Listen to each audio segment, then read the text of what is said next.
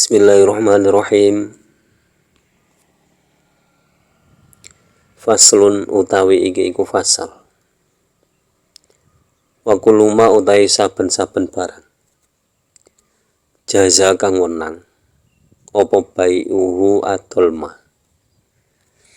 Jaza mongko wenang rohnuhu apa nggadhekake ma fiduyuni ing dalem pira-pira utang.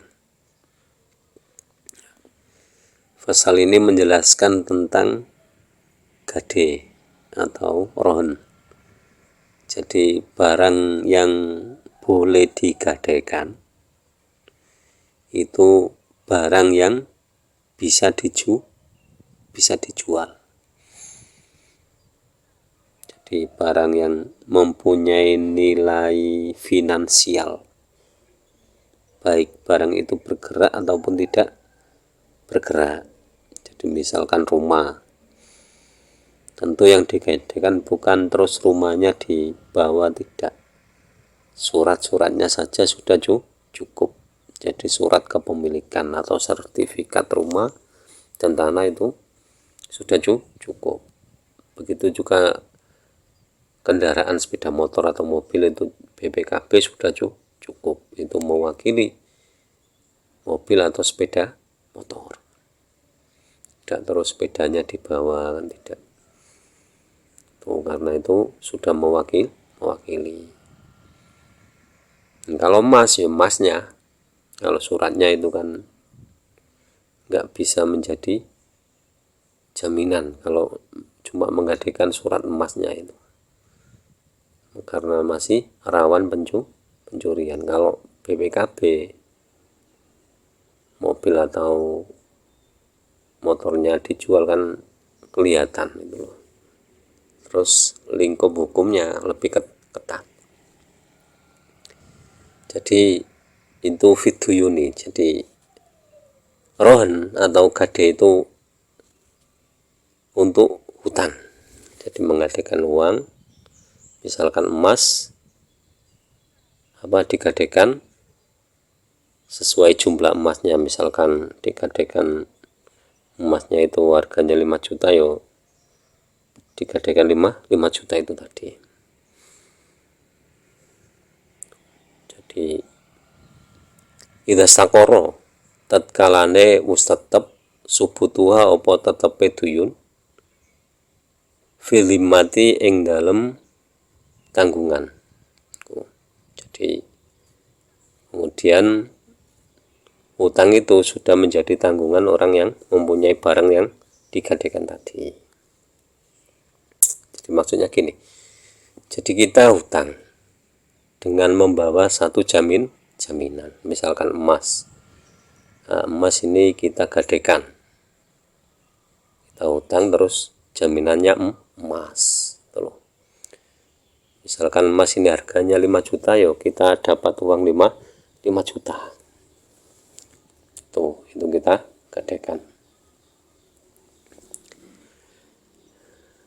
Oleh roh ini lan iku tetep kedue wong kang gadekake aruju utawi anjabel fihi ing dalem barang malam yakbit selagine durung nampani sapa murtahin hu ing marhun.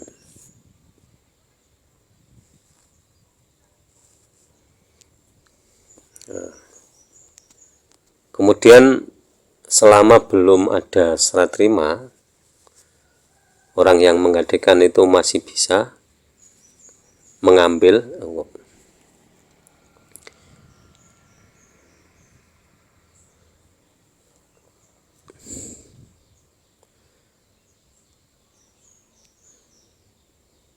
selama digadaikan, maksudnya itu selama digadaikan, orang yang menggadaikan itu bisa mengambil barangnya. Jadi selama digadaikan, orang itu bisa mengambil barangnya, tentu dengan mengembalikan uang yang dihutang tadi. Walayat manulan ora kena nyimpen ing ma al murtahinu sapa wong kang nompo gade ila bitaati angin sebab pepeko. Nah, kemudian orang yang menerima gade itu tidak boleh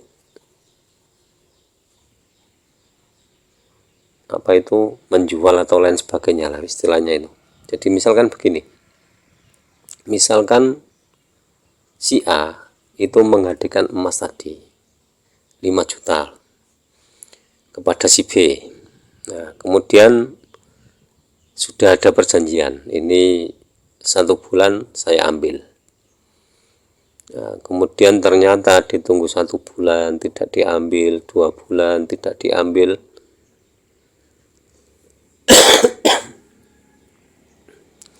Nah, ini otomatis emas tadi bagi si B itu boleh dijual lagi. Misalkan si B ini perjanjiannya 1 bulan, kok 1 bulan tidak diambil, berarti ini emas sudah milik saya, harus dijual. Itu boleh. Jadi kalau sudah ada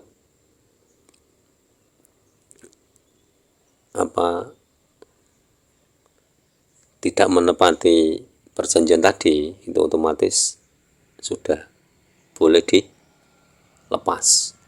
Tapi kalau walayat manuhul murtahin itu nggak boleh kalau selama masa pegadaian perjanjiannya 1 bulan tadi, ini tidak boleh dibawa kemana-mana emas itu tadi. Jadi yos pokoknya yos disimpan di situ, biasanya nyimpannya di mana tetap di situ, nggak boleh dibawa kemana-mana. Tapi kalau sudah kok 1 bulan lewat, nah, misalkan yang si penerima gade itu mau dipakai atau misalkan kalau laki-laki ya diberikan istrinya biar dipakai, itu enggak masalah karena sudah melampaui perjanjian. Jadi boleh kalau sudah sebab PPK tadi, sebab melampaui batas.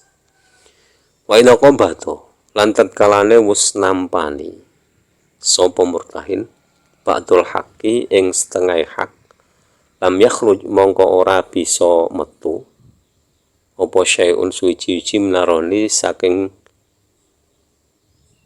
gade hatta yang undo sehingga den bayar apa jami'uhu sekabehane hak. Nah, maksudnya gini, jadi misalkan emas tadi, contohnya kan emas ini. Nah, ini emas yang digadekan tadi kan 5 juta. Terus si A ini berusaha memenuhi perjanjiannya, dalam 1 bulan akan diambil lagi. Nah, kebetulan si A ini sudah berusaha tapi tidak bisa mengumpulkan uang 5 juta. Tapi cuma dapat 3 juta. Dikasihkan ke si B. Nah, ini masih tetap tidak boleh mengambil emasnya tadi. Jadi kalau misalkan si B sudah tetap gak bisa, kalau belum lunas emasnya tidak saya kembalikan, nah, itu boleh. Bagi si B boleh menahan emasnya karena belum lunas 5 juta. Tapi kalau sudah lunas 5 juta ya otomatis harus dikembalikan. Itu dasarnya seperti itu. Tapi kalau misalkan secara kemanusiaan, kebetulan si A sama si B ini teman, terus si A janji besok 1 bulan lagi yang 2 juta saya kembalikan, terus si B ini karena percaya memang si A ini jujur, akhirnya bawa aja nggak apa-apa, besok yang 2 juta dikasih kapan-kapan nggak apa-apa, itu beda lagi. Tapi hukum dasarnya ini tidak boleh dikembalikan. Jadi tidak mempunyai kewajiban mengembalikan barang yang digadekan tadi yang si B itu. Karena apa? Membayarnya kurang. Tapi kalau secara kemanusiaan ya terserah saja. Mungkin kasihan karena memang sudah tahu kok si A ini memang sungguh-sungguh cari tapi memang nggak dapat 5 juta. Tapi karena kasihan istrinya nggak pakai kalung, maka tetap diambil. Akhirnya si B itu berhubung orangnya nggak tega ya dikembalikan, itu nggak apa-apa. Tuh seperti itu. Tapi Tapi kalau si B tidak mau mengembalikan, ya tidak masalah karena kurang uangnya. Jadi itu secara hukum seperti itu. Biarpun kadang kelihatannya kok tega ya, wong sudah tahu si A ini orangnya sudah susah payah cari uang 5 juta, kok masa kurang, misalkan sudah ditebus 4 juta kurang 1 juta aja kok masih ditahan. Bukan kasihan, bukannya tidak, hukum seperti itu. Tapi kalau misalkan direlakan ya malah bagusan seperti itu. Demikian penjelasan tentang gade atau rohen. Semoga bermanfaat dan kurang lebihnya mohon maaf. Akhirul kalam ihdinas siratal mustaqim wallahul muwaffiq ila aqwamit thoriq. Wassalamualaikum warahmatullahi wabarakatuh.